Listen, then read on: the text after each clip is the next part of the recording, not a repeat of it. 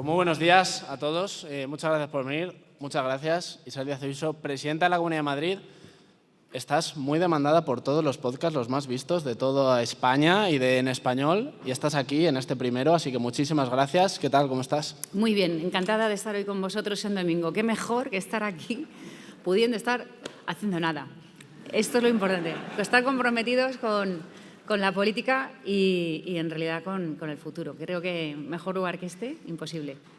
Luego te vas a ir corriendo a la Hispanidad, al concierto de la Hispanidad, que empieza una semana que es emocionante, que es apasionante, que hay muchas actividades. Este año el país invitado es México, que hay cierta controversia con la nueva presidenta de México. ¿Cómo afrontas esta semana de la Hispanidad tan emocionante? Bueno, antes de nada os quiero saludar a todos y entramos en materia, puesto que con este formato no voy a tener mucho tiempo para saludaros a todos. Al secretario general del partido, Alfonso Serrano, a la alcaldesa Carlota López, a la alcaldesa de San Lorenzo del Escorial, a ti, Ignacio, como presidente de Nuevas Generaciones de Madrid, de quien hablaremos luego. También de este director del Real Centro Universitario María Cristina, Yago Piedra, a la directora general de Proyecto Hombre en Madrid, Merced Rodríguez, un tema que nos preocupa sobremanera, a los miembros del Comité de Dirección Nacional de Nuevas Generaciones, el regional, también a todos los ponentes que estáis formando estas jornadas, de la Academia de la Juventud Madrileña, los medios de comunicación, al decano del Colegio de Psicólogos de Madrid, José Antonio Luengo. A todos os quiero dar las gracias, puesto que entre los ponentes y en estas jornadas estáis abarcando temas de rabiosa actualidad muy, muy importantes. Y uno de ellos, efectivamente, es la Hispanidad, que, como sabéis, estamos celebrando en Madrid desde este día 4, desde el pasado 4 hasta el 12 de octubre. Creo que es uno de los proyectos más bonitos que hemos puesto en marcha por parte de la Comunidad de Madrid. Creo que el Día de la Fiesta Nacional es un día de orgullo que siempre hemos celebrado con mucho júbilo en la Castellana y en otras zonas de España, pero creo que somos mucho más que eso.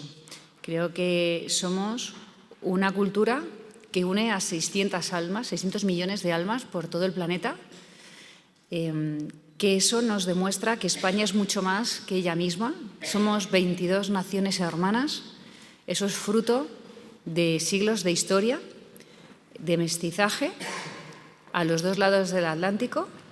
Somos un proyecto, por tanto, mucho más amplio que nosotros mismos y tiene muchas respuestas a lo que está ocurriendo hoy en el continente americano y nos está ocurriendo a nosotros de vuelta. Por eso decimos que todas las personas que vienen del continente americano están en su casa.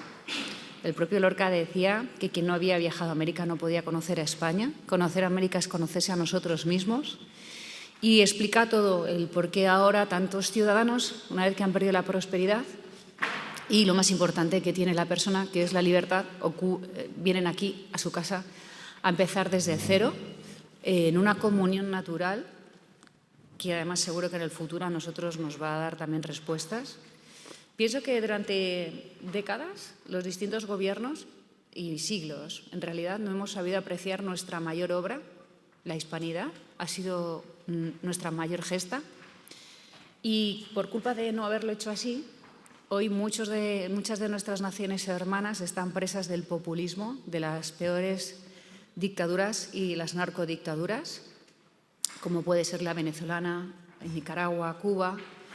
Y además hemos permitido que un discurso falso contra todo lo español, como fue la leyenda negra, como lo es, sigue sucediendo hoy, haya impregnado a gente de buena fe en el continente, de manera que de manera populista busquen un agravio y una explicación a los males del presente en el pasado, cuando no hay nada más falso, ¿no? Así que yo celebro que estos días estemos por las calles de Madrid celebrando el mestizaje, la unión, todo aquello que da sentido a la vida, el ser una cultura como la nuestra, con miles de matices y acentos, pero alegre, viva, flexible, callejera, brava. Y eso, el sabernos mucho más que solo España, creo que es fantástico y que cualquier otra potencia mundial no se lo quedaría por tener lo mismo. Así que creo que ha llegado el momento de celebrarla y de seguir ampliando nuestras miras y saber que a los dos lados del Atlántico somos una gran comunidad por la que merece la pena apostar. Y también la hispanidad yo creo que nos recuerda o nos hace ver cómo hay esos países hermanos, muchos que han perdido la democracia, que han perdido la libertad, que son iguales que nosotros culturalmente, y nos da un pequeñito toque de atención para decir que eso no puede ocurrir aquí, y también nos dice cuáles son las herramientas para combatir todo eso. Y vemos cómo el PSOE a veces tiene una deriva bolivariana, cómo atacan la separación de poderes, siguiendo los mismos pasos que han seguido muchos de nuestros hermanos hispanos, y cómo podemos responder entre todos a esos ataques del PSOE a Madrid, a las políticas de prosperidad. Sí, efectivamente, ponías antes el ejemplo de México. Es una gran nación, México es una de las grandes naciones del mundo. Es un país con el que además hemos tenido una relación directa y natural de siglos. Los mexicanos en Madrid están en su casa. De hecho, México es el país invitado este año a la Hispanidad y era una maravilla ver desfilar trajes, folclore, banderas mexicanas por la Gran Vía de Madrid y ver tanta gente mexicana y española celebrándolo y sabiéndose superiores a los discursos fanáticos de estos gobiernos que a lo largo de los siglos han utilizado las instituciones contra el pueblo, han sumido a estas naciones hermanas en narcoestados y además lo han hecho siempre de la misma manera, atentando contra la libertad de múltiples maneras, contra la propiedad, que es una forma de libertad, tener tu propiedad, tener tu empresa, tener tus proyectos vitales, así como el desbaratamiento de las instituciones para que luego los ciudadanos no tengan dónde acudir. En el momento en el que hay un atropello, ¿a qué juzgado vas? ¿A qué medio de comunicación vas a denunciarlo? ¿A qué institución llamas? Saben que esa es la puerta directa para mantenerse en el poder de manera eterna y nosotros tenemos políticos en España que han aprendido perfectamente esa misma estrategia. Lo hemos visto, lo vemos en el País Vasco, lo estamos viendo en Cataluña, lo estamos viendo hoy por parte del Gobierno.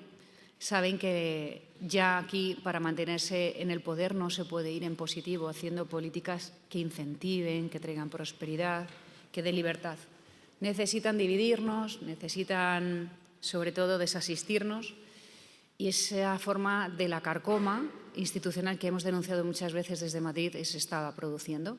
Así que ahora mismo están utilizando el 3 contra 2, como si eso pudiera ser democrático, pero desde luego es un atropello, puesto que al final una democracia que no es liberal no es una democracia popular puede situarse por encima de la ley, como hablan siempre los de Podemos y Sumar, que son los mismos, cuando dice lo de la justicia popular. No, es justicia y es democracia. Es decir, las leyes han de ser lo primero para igualarnos a todos ante ellas. Nada de eso ahora ya les vale y por eso estamos asistiendo a la misma degradación institucional de Hispanoamérica. Y cuando un país va olvidando su cultura democrática, llega un momento que piensa que todo vale con tal de que no gobiernen los otros. Y eso es lo que vemos. Por eso muchas veces decimos que esto ya no va de izquierda o de derecha, esto va de libertad. Va de libertad y eso significa que no puedes ser gobernado de cualquier manera, ni aunque sean los que se suponen tuyos. No puedes gobernar contra la historia, contra la verdad, contra la prosperidad, contra las instituciones, la soberanía, lo que es de todos, para que sean los tuyos los que están ahí, ¿no? En el momento en el que un pueblo asume que eso tiene que ser así, pero gobiernan los míos, llega todo lo demás. La podredumbre que estamos asistiendo en País Vasco, en otras zonas de España, y donde el Partido Socialista sí es el principal responsable porque es el que lo ha alimentado todo. Esta academia, que el año pasado y este año, siempre decimos que para nosotros es un poquito como si fuese casi una convención ideológica, ¿no? Fijamos los temas que nosotros como juventud queremos tratar. Ayer estuvo el presidente Aznar, que nos dio una auténtica masterclass geopolítica y de los retos globales y de la humanidad. La verdad que se lo recomiendo a todo el mundo, que se lo ponga en YouTube si tienen un rato. Y otro de los temas que tratamos, que lo hemos comentado al principio, es el tema de las adicciones, que tenemos aquí a compañeros de Proyecto Hombre, al decano del Colegio de Psicólogos de Madrid. Esta es una de tus grandes banderas y yo creo que es muy importante tratarla. Lo has puesto en la agenda pública, yo creo, como nunca antes, esta batalla contra las drogas, también contra las nuevas adicciones de las pantallas. ¿Por qué es tan importante que todos los jóvenes que se interesan por España, por la sociedad, den esta batalla con la firmeza y la contundencia con la que la estás dando tú también? Estamos asistiendo a una agenda global que está penetrando en todas las democracias liberales del mundo para desmembrarlas desde dentro. Yo creo que son nuevas formas del comunismo, ya que ahora no puede ir a las bravas como lo hizo durante el siglo XX por múltiples motivos, no por lo menos en Europa y en Occidente, y lo hace de múltiples maneras con agendas ideológicas perversas que sirven simplemente para distraer, para alentar las calles, para desestabilizar, que es lo que buscan de manera prioritaria, y también para empobrecer desde dentro a todos los niveles. Y la droga es el mayor foco de pobreza y de delincuencia y de desestabilización de un país. Las narcodictaduras bien lo saben y necesitan penetrar en Occidente. Occidente nunca fue una cultura de drogas.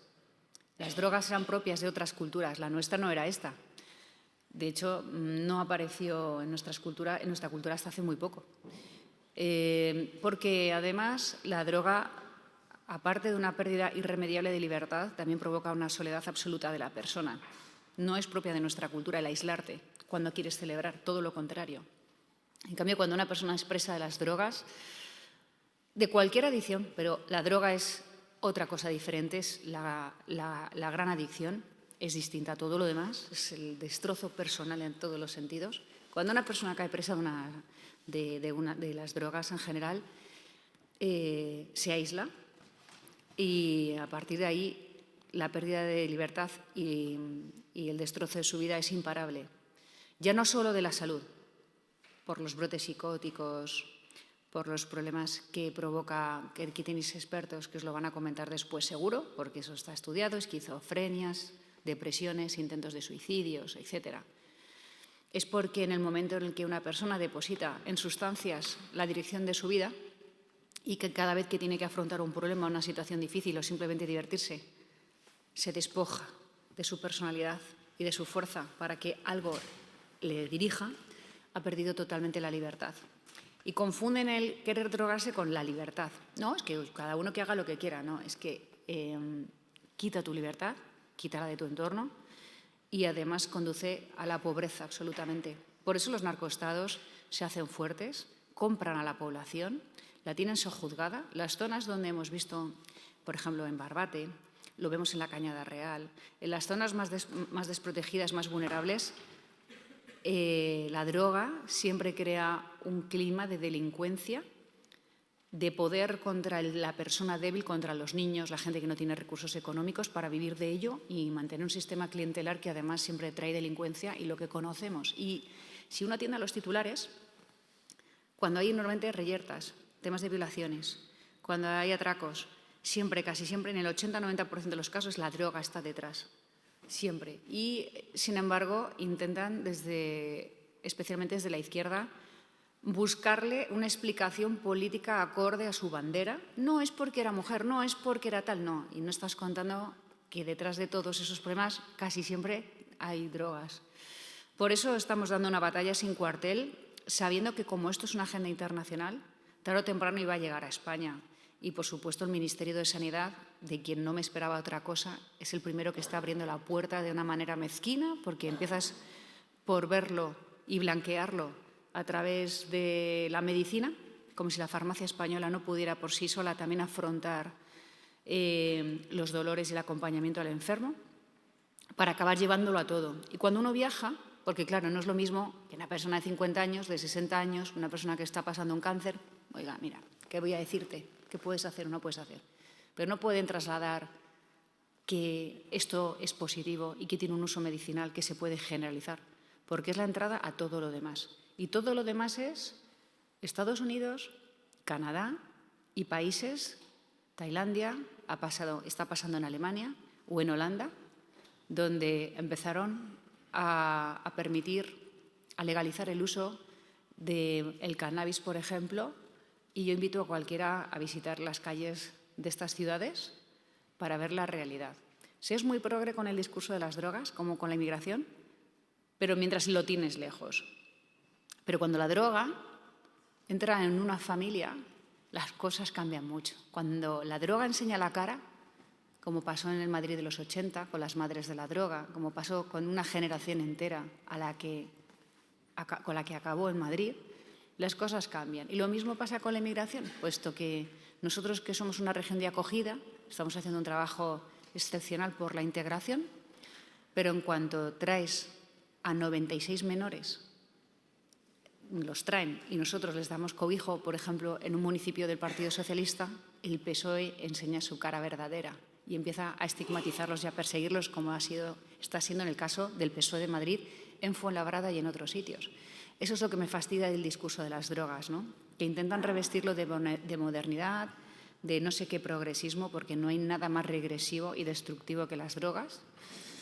E insisto, tiene una cara muy simpática hasta que la droga engancha tu vida y a partir de ahí no te la quitas. Y no te la quitas por mucho tiempo. Cuando quieres darte cuenta es demasiado tarde y has perdido el control de la misma.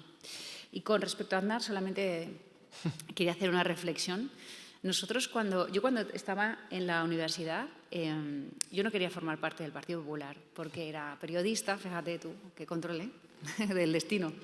Pero soy periodista, por encima de todo, además siempre seré periodista, en el fondo es mi profesión y mi vida. Pero sentíamos una admiración por José María Aznar enorme, los jóvenes de entonces en la universidad pública, por muchos motivos. Y era sobre todo por esa forma tan clara de afrontar la realidad, por tener siempre una visión geoestratégica de la vida, saber que no estás solo tú, que formas parte de un mundo que tiene unas raíces, que tiene que ser conducido hacia un lugar, y sobre todo porque su mensaje es verdad. Y cuando uno dice la verdad y cuando uno apela a la razón, esto no pasa de moda. Y ayer contemplaba como 30 años más tarde sigue uniendo y sobre todo atrayendo tanto a los jóvenes, porque saben que en sus palabras hay luz, hay verdad y hay una dirección. Y creo que las políticas liberales se tratan precisamente de eso, de ser una calle con unos principios y con unos valores determinados que tienden a convencer, a ampliar su escenario y su camino, porque va convenciendo a los lados, que es lo que estamos haciendo en Madrid. No se trata tanto de ideología, porque cuando es ideología, al final se trata de un marco mental en el que yo opino una cosa y tengo que obligar a que todo el mundo opine como yo opino. Y eso a mí no me representa.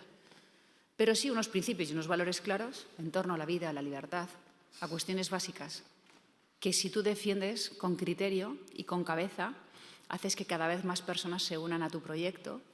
Y es algo que nos está pasando a nosotros en Madrid, porque ahora mismo empezamos con 30 escaños, hace 5 años vamos por 70, y eso significa que cada vez más ciudadanos en nuestra comunidad se sienten representados por los mensajes de apertura, bueno, lo que ya conocéis. Y eso es lo que veo en el proyecto de José María Aznar de entonces, que fue el primero que entendió el atlantismo, el buscar liderazgos en América, el unir continentes, unir esta cultura.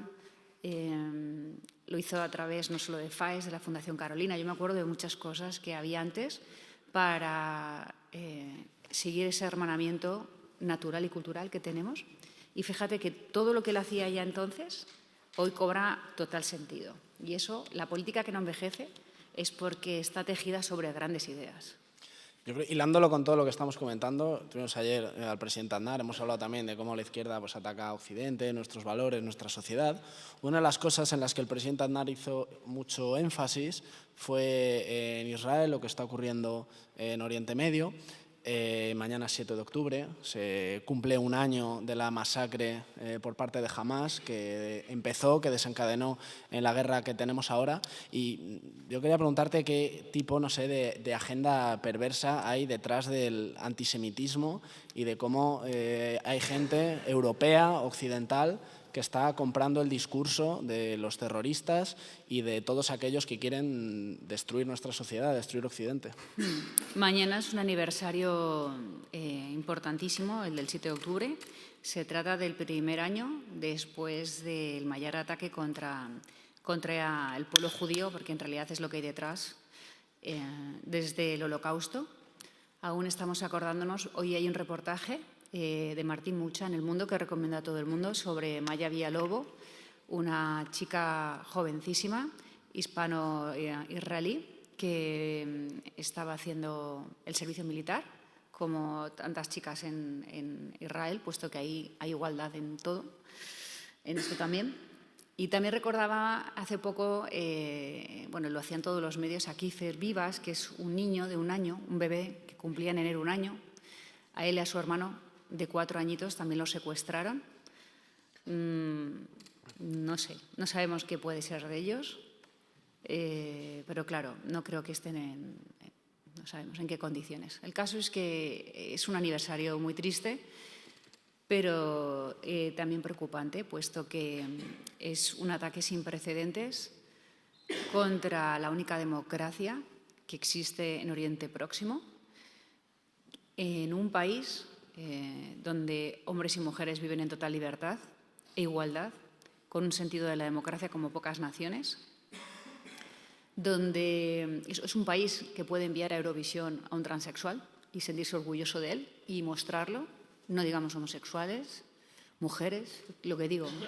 Creo que, además, su sentido de la democracia llevaba a Israel, hasta que estalló este último conflicto, a tener una polémica interna fortísima por una reforma judicial que iba a haber en el sistema, pero al menos había una polémica y había un choque entre ellos dentro. Aquí en España estamos asistiendo a un deterioro institucional y a una imposición de la justicia y sobre todo del intento de colonización del Estado de Derecho, sin que pueda haber ni contestación siquiera. Israel es tan democrático que su propio ejército puede incluso tener sus críticas internas y puede tener sus discrepancias políticas abiertas. Pues bien, el hecho de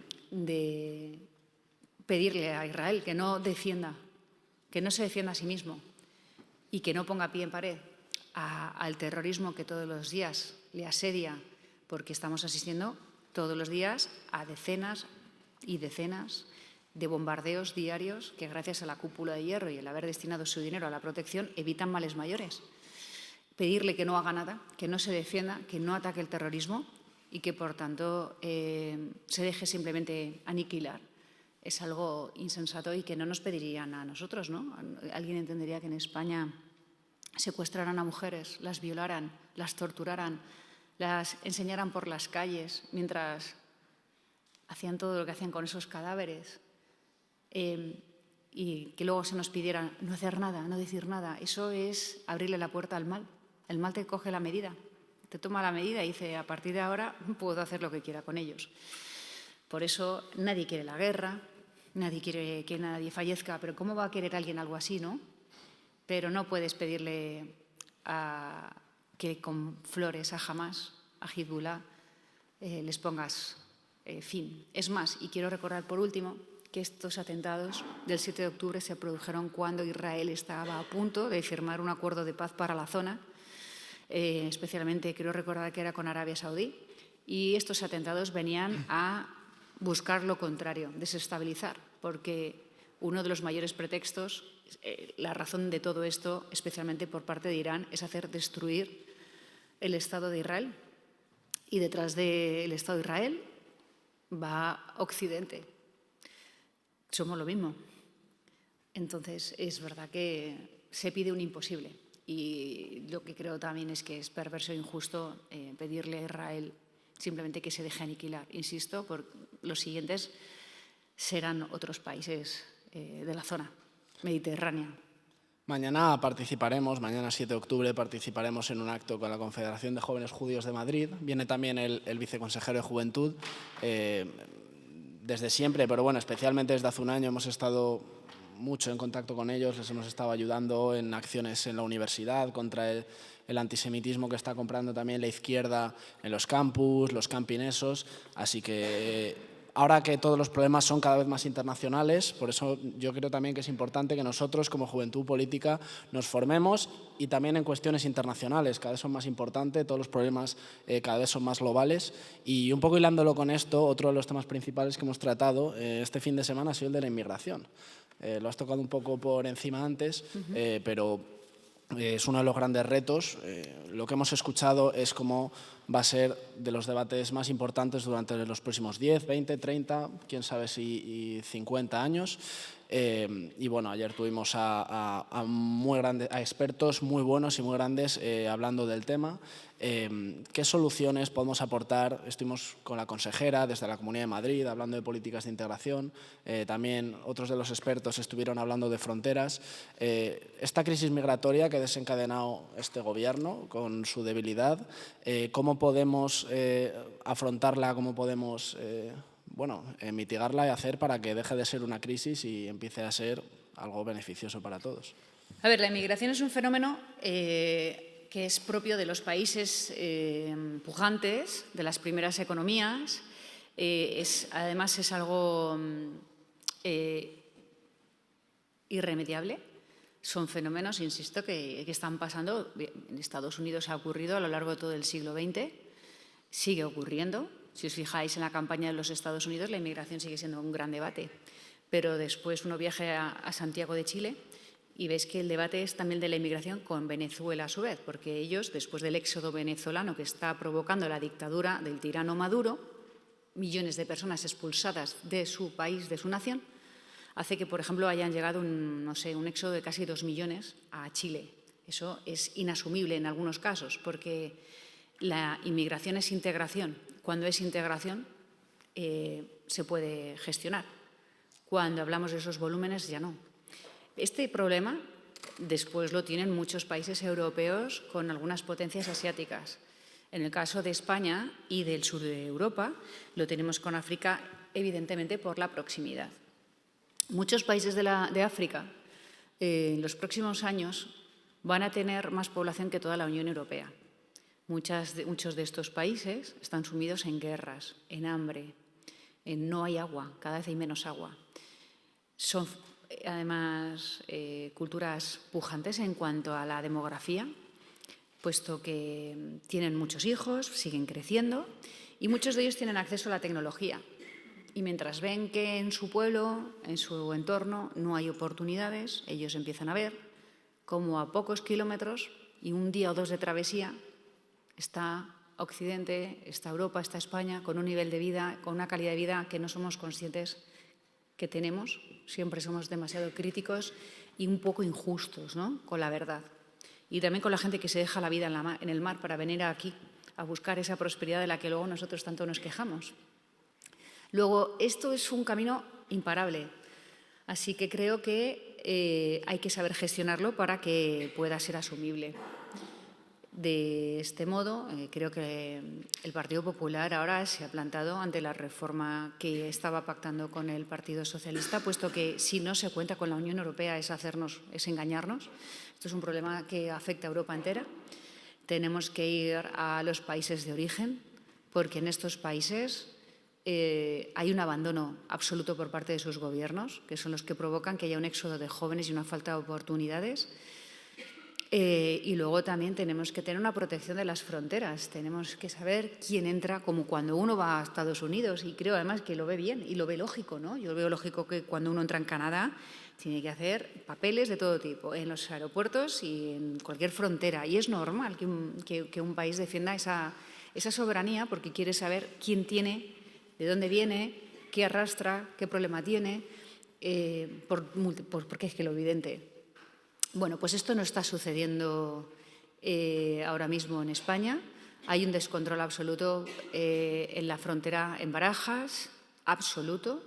Luego, a través de campamentos instalados, por ejemplo, en Alcalá de Henares, que tiene capacidad para 1.400, 1.600 personas, ya han pasado 6.000 personas que un buen día deciden que no quieren volver, se van, llega otra nueva, pero no sabes ni quiénes son, ni qué tienen, ni dónde están, ni cómo se encuentran.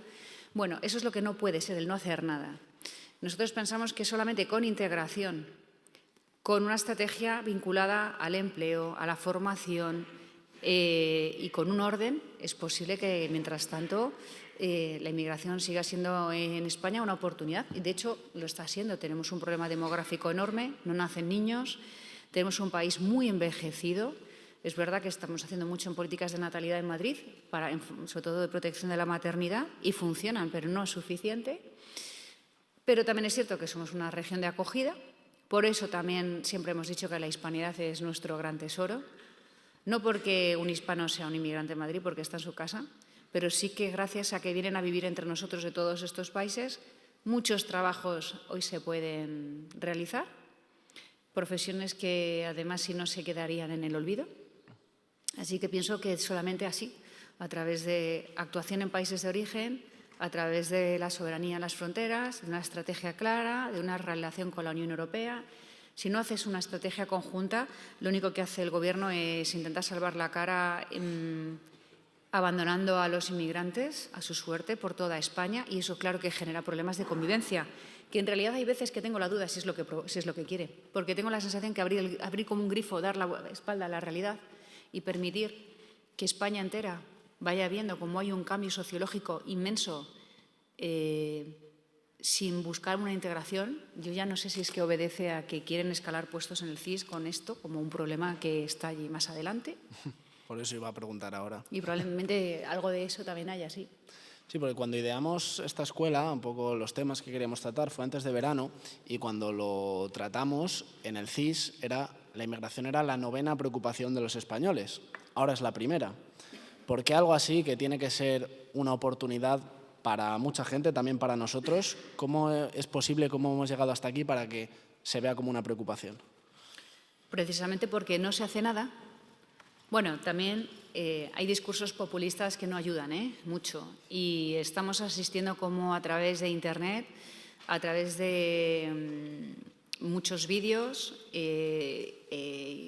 etcétera, y yo creo que exagerando situaciones se genera también una preocupación mayor. O sea, que quiero decir que aquí todo el mundo está echando su parte para ver cómo puedo pescar electoralmente, en lugar de ayudar y contribuir a solucionar un desafío que tenemos y que va a seguir en los próximos años. Es que este problema va a seguir y va a seguir. Entonces, el no hacer nada, el dar la espalda a la verdad, está haciendo que muchos pueblos de toda España y muchos municipios estén empezando a tener problemas de convivencia porque no hay una integración previa con una estrategia clara. Y eso es lo que, insisto, que alimentan y permiten. Y no puede ser. Esto es inhumano o se toman medidas, como ha hecho, por ejemplo, el Gobierno de Meloni, como está haciendo otra gente, o no sé dónde nos quieren llevar.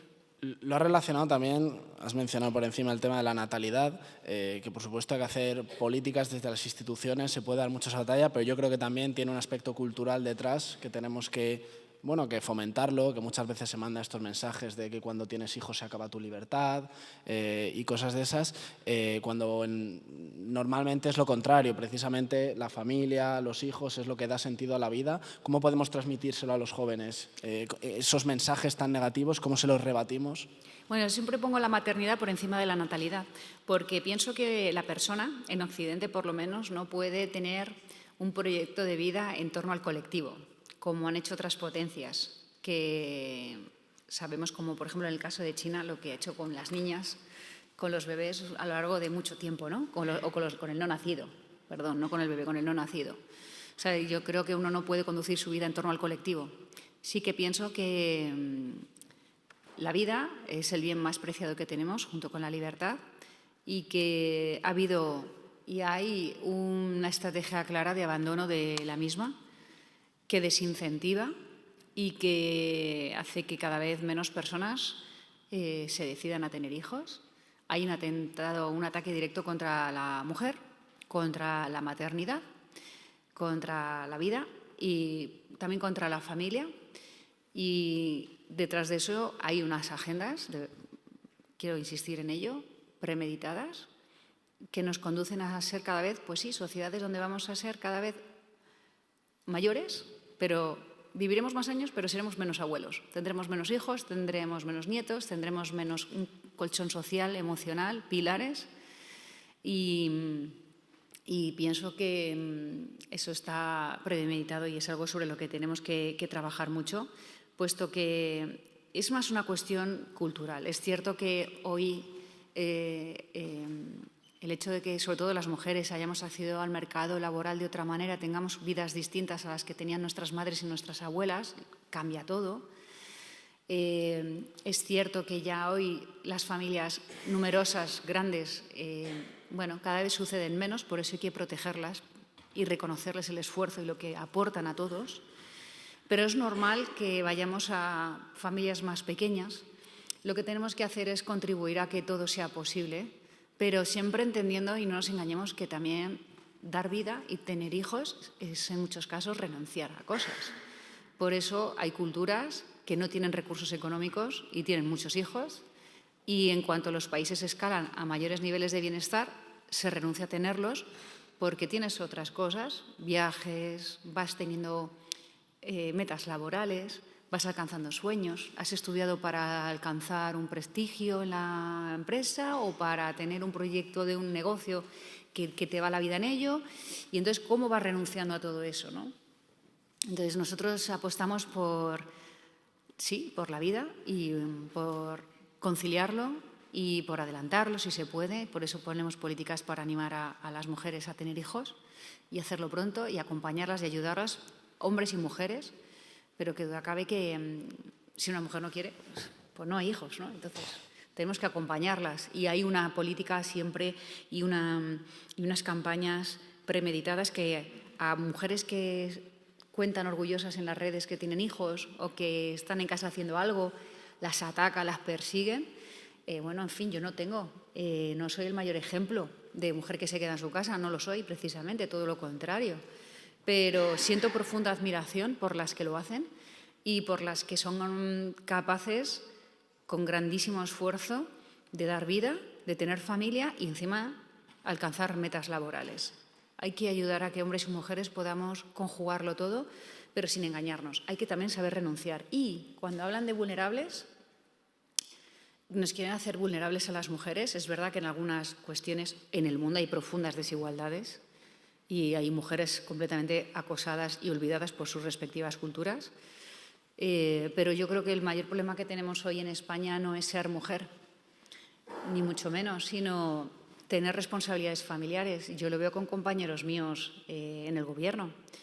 Cuando llegamos a casa, hay unos que se tienen que poner a bañar a los 3 niños, darles la cena, que se acuesten, que tengan una buena noche, al día siguiente mismo, llevarles al colegio, y luego cuando llegas a fin de mes tienes que levantar 3, 4 hijos, 2 hijos. Luego estamos los que no los tenemos. Yo no lo recomiendo, no tenerlos. Yo lo he intentado y recomiendo siempre apostar por la vida. Pero yo llego a casa y puedo ver una serie y puedo salir a cenar y puedo seguir trabajando. Entonces, no sé quién es más vulnerable. En realidad, quizás la vulnerable sea yo, pero porque no tengo familia.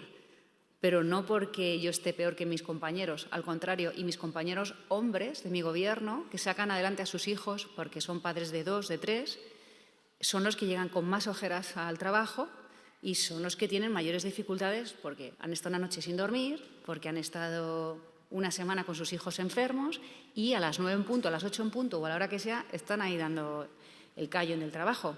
O sea, que eso de que me hagan vulnerable por ser mujer no lo quiero. Yo prefiero que pensemos en las dificultades que arrastran hoy las familias para crecer. De hecho, todas las familias que conozco que tienen un hijo quisieran tener 2. Todos los que tienen 2 hijos quisieran tener 3. No dejemos a la gente con ganas de seguir dando vida y de creciendo y de vivir para los demás, que en definitiva es de lo que va la vida, de vivir para otros.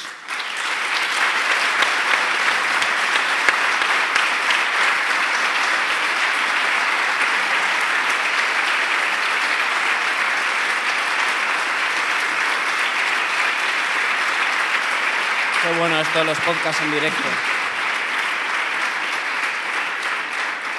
Pues me ha gustado mucho el mensaje, pues, contra estos mensajes desalentadores, contra la familia, especialmente contra las mujeres. Siempre todo lo achacan a una cuestión económica, es que como hay una mala cuestión económica, pues de ahí vienen todos los problemas, y acabas de decir y demostrar que eso es la mayoría de los casos falso.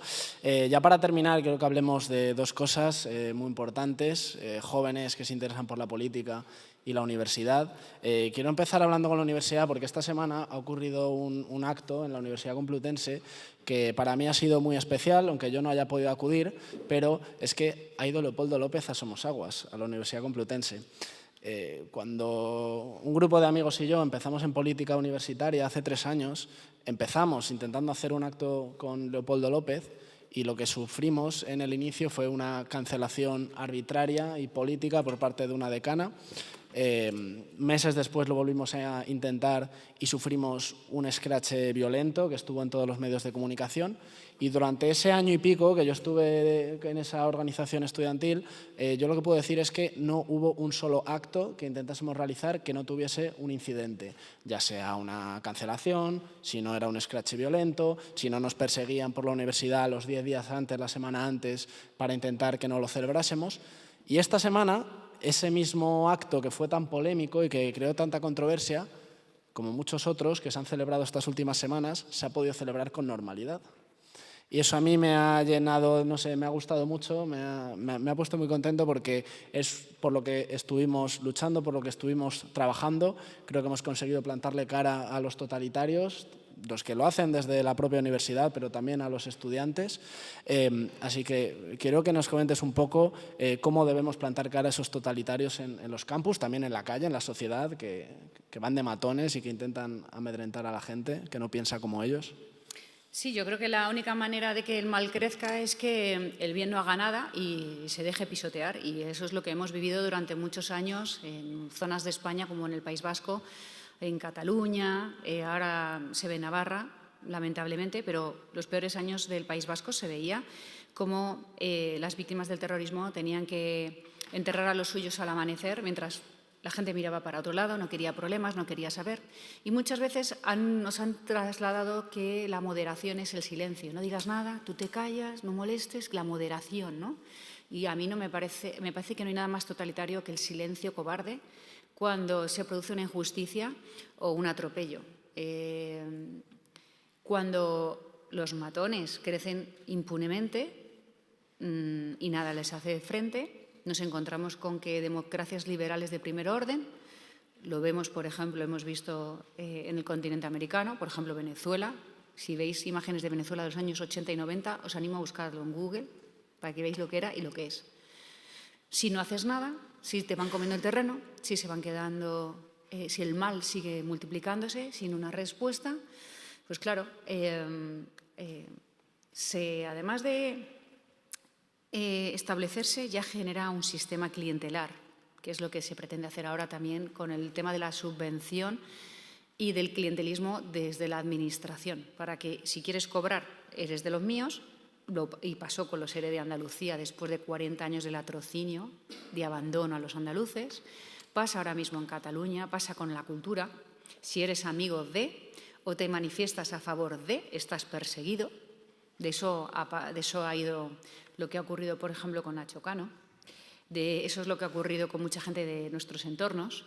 Y eso nos cuento, insisto, en País Vasco durante años y en la universidad pública, que como tú conozco muy bien. Si no haces nada, si dejas que solamente los que no respetan la convivencia y la libertad, la pluralidad, el pensamiento entre todos diferente, si esos no tienen una sola contestación, pasa esto. Sí que yo me alegro de que en la universidad pública, especialmente en la Complutense, que es la nuestra, demos esa batalla. Yo durante 7 años estuve metida en política universitaria, amo la universidad pública y la educación pública, muy por encima de los que nos van dando lecciones y luego utilizan, por supuesto, solamente lo privado para ellos y para sus familiares. Los que hemos defendido la universidad pública y la amamos de verdad y creemos en ella, nos hemos peleado mucho para que allí hubiera libertad. Y ahora ha ocurrido, por ejemplo, con los de Sacabat esta semana, que los han vuelto a agredir, a quienes quiero también trasladar mi máximo apoyo. y hay que seguir haciéndolo sin ninguna duda. Me alegro pensar que en Somosaguas, que ha sido siempre uno de los campus más convulsos, vuelva a esa libertad, pero no hay que relajarse. Yo hace cosa de 1 año y medio sufrí el escrache más salvaje que se ha visto en mucho tiempo en mi casa, en Ciencias de la Información, y todo no porque me dieron un título de nada en cuanto a alumna ilustre por mi trayectoria académica. Hice mi licenciatura, mi doctorado, pero no hice la tesis. O sea, es que ni siquiera soy doctora, con lo cual no fue una trayectoria, fue una normal. Sí, por una trayectoria laboral como los otros premiados que estaban conmigo, otros 7. Y tener que volver a tu casa 20 años más tarde, 30, no sé, el tiempo que ha pasado, a la casa a la que le di todo, escoltada con un helicóptero para recoger mi título. Sí que te demuestra que hay una anomalía, ¿no? Y que puede haberla aquí y puede haberla en cualquier sitio. Si permitimos que esto suceda en Madrid, que no va a ocurrir en otras zonas de España. Así que, claro que hay que dar esa batalla por la libertad y por la pluralidad y por la convivencia en la universidad. También nuestra ley universitaria, la que estamos ahora mismo reformando, que vamos a presentar en la Asamblea, va también por ahí, va en muchas líneas, pero esta también. No puede ser que la universidad, que precisamente es el epicentro del pensamiento y de las ideas, sea controlado por matones, de ningún tipo, de ningún tipo. En la universidad, como en todos los órdenes de la vida, en todos los espacios públicos, cabemos todos y todos los planteamientos, en realidad, si están bien fundamentados, pueden casar con los demás. Pero para eso nos tenemos que escuchar, ni no nos podemos perseguir ni aniquilar, que es de lo que está yendo ahora la política en España. Desde los pactos del Tinel y los pactos de Estella, esto va de aniquilar al otro para que el otro no gobierne. El espíritu de Erma demostró que una sociedad cuando está unida es imbatible. Las manos blancas, la libertad, la dignidad del pueblo español ante los matones. Así que Bildu y ETA tuvieron que empezar con los pactos de Estella, los pactos del Tinel, para arrinconarnos, especialmente al Partido Popular, que era el partido incómodo. Después el presidente Zapatero entendió muy bien que ese era el camino. Su mejor heredero, ¿quién se lo iba a decir? Porque al principio lo despreciaba. Su mejor heredero, Sánchez, ha aprendido el mismo camino. Ya sabe cómo puede intentar mantenerse en las instituciones al precio que sea y como sea, aniquilando al otro, acabando con el pensamiento del otro, negándole al Partido Popular, que es el partido que más escaños tiene el Congreso de los Diputados, la existencia, negándonos a las comunidades autónomas como si no existiéramos, arremetiendo contra nuestra autonomía fiscal, arremetiendo contra nuestras competencias y, por supuesto, contra todo lo que nosotros representamos, de libertad, de prosperidad, que eso sí que es progreso, y todo aquello que ha hecho a las sociedades prósperas y libres. Eso es a lo que estamos asistiendo y, por tanto, que la batalla se dé no en contra, a favor, no hay que ir en contra, a favor de las alianzas, de la prosperidad, de la apertura en la universidad pública, privada, en los medios, en la cultura, en todos los órdenes de la vida, es fundamental. Por eso siempre digo que no va de izquierda o de derecha, esto va de libertad y no podemos ser gobernados a cualquier precio. Y espero que la gente que ha votado a la izquierda durante tantos años escuche y sepa que no puede ser gobernada así. Así no vale. No vale ir contra tu historia, contra la verdad, contra las instituciones, contra tu Constitución, con tal de que sean los tuyos los que... Eso no vale, porque por supuesto que después la prosperidad también caerá. Y si no, mirad cómo regiones enteras han caído, porque donde no hay libertad, donde no hay Estado de Derecho, donde no hay respeto y propiedad, todo se hunde posteriormente. Así que yo espero que las lecciones que estáis dando los jóvenes en la universidad, las batallas que estamos dando un domingo aquí, o que después va a dar Madrid en las calles con la hispanidad, o que dan los funcionarios buenos, las fuerzas y cuerpos de seguridad, la gente cada uno en su puesto, dando lo mejor de sí mismos, haciendo las cosas bien, que es un concepto que se está perdiendo, que sea ese el gran ejemplo para levantar nuestro gran país, que está ahora mismo en una situación muy difícil, de muy difícil reconversión. Estamos ante un deterioro institucional sin precedentes y de la convivencia. Que nazca de hoy, mira, vamos a aprovechar que estamos aquí, Ignacio, que nazca de hoy ese compromiso por la libertad y por la vida en España, que nazca hoy las ganas y la ilusión de pelear porque esto merece mucho la pena y 4 desalmados por un poco de poder y porque odian España no pueden ganar.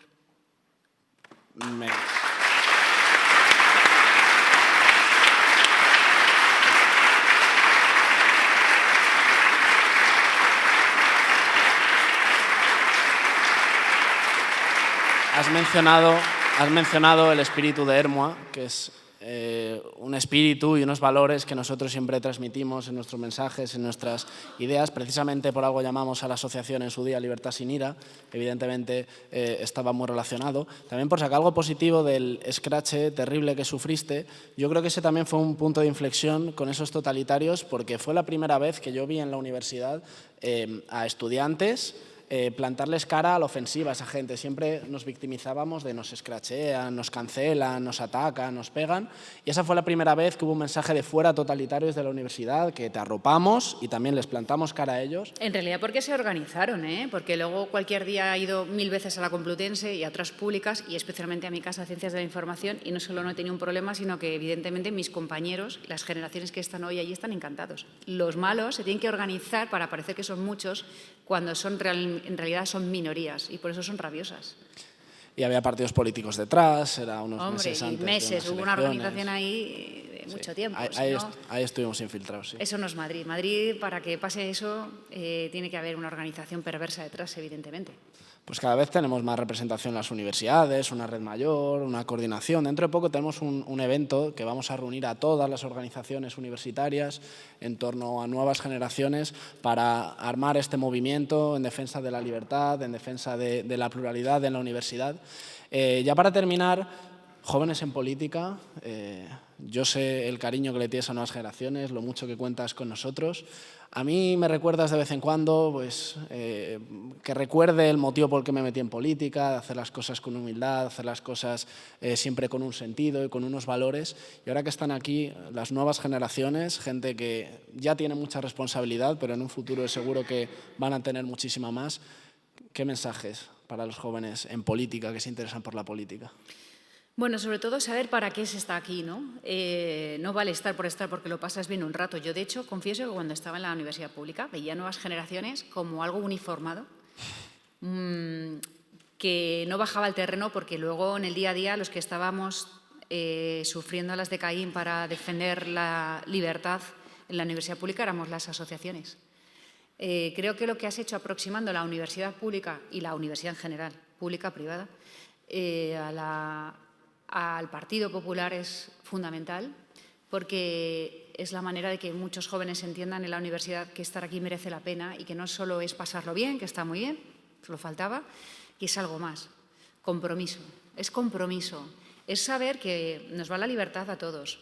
Es saber que el mundo ha cambiado, que hemos vivido las democracias en Occidente, hemos vivido en unos niveles que no son habituales. Normalmente el mundo es un lugar hostil donde hay continuas guerras, continuos desajustes.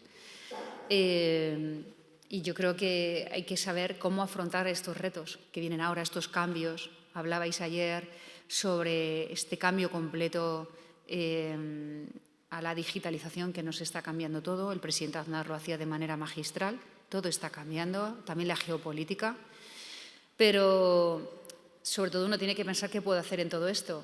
Si os fijáis, hay un trabajo denostado premeditado para que los jóvenes sintáis el agravio y que os sentáis desincentivados, que penséis que esto es mucho peor que la situación de nuestros padres, de nuestros abuelos, que nada merece la pena, juventud sin futuro.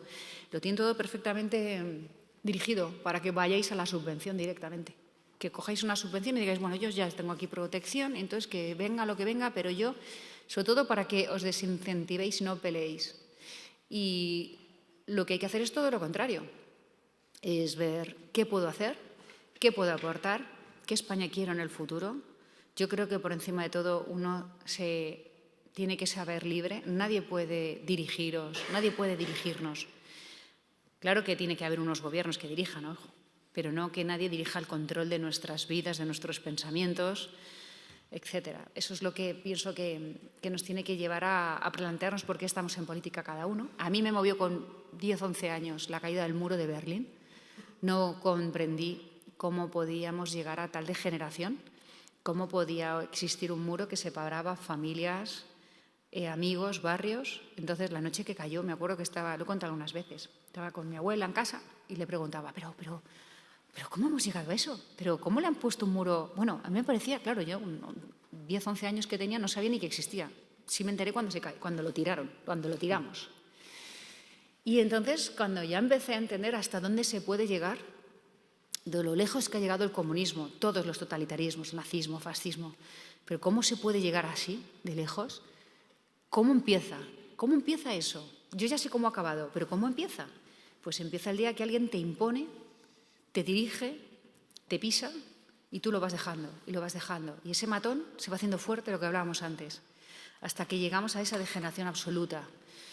Entonces, a lo largo de mi vida, por eso, bueno, decidí ser periodista para ser libre y decir la verdad siempre y serme leal a mí, al decir lo que opinaba en cada momento, porque si no, estás acabado. Si en el grupo de WhatsApp tienes que pedir perdón para decir una broma, si para relacionarme con mis amigos tengo que hacerlo de una manera by the book, porque si no me van a estigmatizar. Si empezamos así, vas perdiendo toda la libertad y vuelve a empezar el cáncer de nuevo. Entonces, siempre fue la libertad el motor de mi vida y es lo que creo que tenéis que pensar vosotros. ¿Cómo queréis ese futuro? ¿Queréis la juventud sin futuro, que tanto les gusta a la ultraizquierda? ¿Queréis esa juventud desincentivada que está esperando a que le digan desde las instituciones cómo ha de vivir, comer, pensar? ¿O queréis llevar las riendas de vuestras vidas? ¿Y queréis que unos valores determinados que nos han traído hasta aquí como una nación próspera sean escuchados en el mundo y que podamos elegir qué queremos, cómo lo queremos, en torno a la vida, a la verdad, a la libertad? Yo opto por eso. Entonces no me resigno, nunca me he resignado. Creo que eso es un motivo por el que hay que estar en política y cada uno pensar cómo puedo contribuir a ello. Y luego, por supuesto, pues pasar un buen día, si lo hacemos, porque creo que los mejores años de vuestra vida están ahora delante de vosotros y hay que exprimirla en todos los sentidos, ¿no? Hay que vivirla con generosidad, dándolo todo para que llegue la siguiente etapa y seas generoso y sepas abrir la siguiente puerta con ganas y sin nostalgias y sin traumas de nada, porque sabes que has sido generoso con los demás y contigo y has vivido plenamente. Pero siempre preguntándote, ¿estoy perdiendo el tiempo? ¿Qué estoy aportando en la política? Y saber que no lo haces solo por ti, lo haces por España y por Europa, por Occidente, que ha sido y es la mejor zona del mundo para vivir, así lo pienso yo. Y esos son los motivos por los que yo creo que hay que estar. Para algo y saber que la batalla, cuando se da con el corazón y con la cabeza y con la verdad delante, siempre, siempre merece la pena. Yo no he dado una batalla de la que me haya arrepentido. España siempre merece la pena. Pues muchísimas gracias, presidenta. Un lujo, un honor siempre que vengas con nosotros y que nos acompañes. Y nada, estas son tus nuevas generaciones. Vamos a seguir en la universidad, vamos a seguir en la calle, vamos a seguir dando el callo con todas las batallas. Y nada, millones de gracias por venir. Pues gracias a vosotros.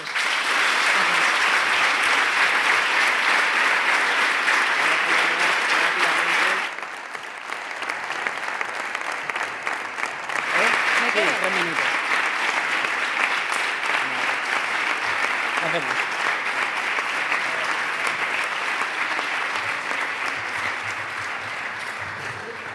Y antes de irnos, antes de que se vaya la presidenta, ayer celebramos un torneo de debate donde mostraron los compañeros un grandísimo nivel, no solo a nivel de debate, a nivel de oratoria, sino también de pensamiento crítico, de debate, de confrontación de ideas, de discurso propio.